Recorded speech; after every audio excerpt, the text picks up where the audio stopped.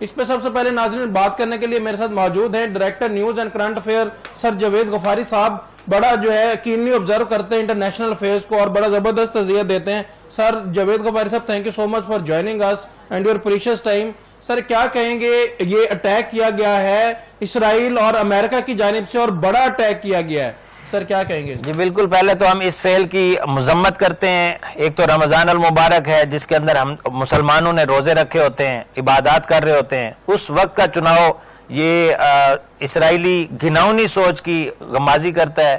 اس کے بعد امریکہ جو بڑا جنگیں رکوانے کے دعوے کرتے ہیں مختلف مقامات پہ, اور ادھر خود اس کو پمپ کرتے ہیں. پہلے کہتے ہیں میں خود حملہ کروں گا, اس کے بعد کہتے ہیں جی میرے مشیر مجھے منع کر رہے ہیں, اور اس کے بعد وہ اسرائیل کو کہتے ہیں کہ ہاں جی چلو جی ٹوٹ پڑو.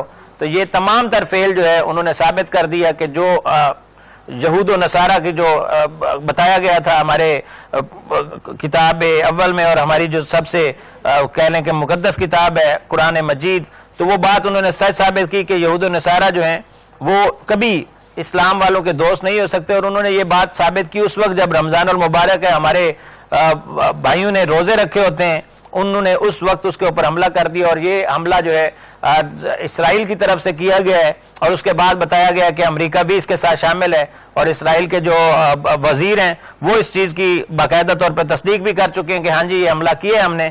تو یہ حملہ کرنا اور اس وقت کا چناؤ کرنا, یہ دونوں ان کی گندی سوچ اور گھناؤنی سوچ کی عکاسی کرتے ہیں. تو اس کی بینگ اے مسلم اور بینگ اے پاکستانی, کیونکہ ہمارا برادر ملک ہے ایران, اور ہمیشہ سے الحمدللہ بہت اچھے تعلقات رہے ہیں. آپ نے دیکھا کہ مقصود پشکیان جب آئے تھے ایرانی صدر, تو ہم نے بہت پرتپاک طریقے سے استقبال بھی کیا تھا, اور بہت سارے معاہدوں پر دستخط بھی ہوئے تھے. اور آصف علی زرداری ہمارے جو صدر پاکستان ہیں, یا محسن نقوی وزیر داخلہ ہیں, وہ بھی کئی دورے کر چکے ہیں ایران کے, اور وہاں پر ہم کئی معاملات پر مل کر کام کر رہے ہیں. اس وقت یہ جو ایکٹیویٹی ہے نہ صرف یہ قابل مذمت ہے, بلکہ پوری دنیا کو اس چیز کے اوپر جاگنا چاہیے. یہ جنگیں جو ہیں یہ کبھی بھی کسی معاملے کا حل نہیں ہو سکتی. کسی بھی معاملے کو حل کرنے کے لیے باقاعدہ طور پر ڈائیلاگ کیا جانا چاہیے, اور ڈائیلاگ بھی ان سے کیا جانا چاہیے جو اس ڈائیلاگ کے قابل ہوں. ابھی آپ دیکھیں کتنے سارے جو پیچھے جائیں تو سارے دنیا اکٹھی ہوئی تھی جی,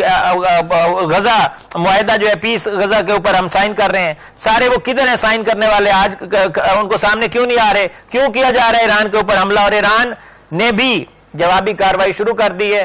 تو ابھی دیکھنا یہ ہے کہ یہ جو معاملہ ہے یہ کتنی دیر تک سمٹتا ہے, لیکن سچ اور حق کو مٹایا نہیں جا سکتا.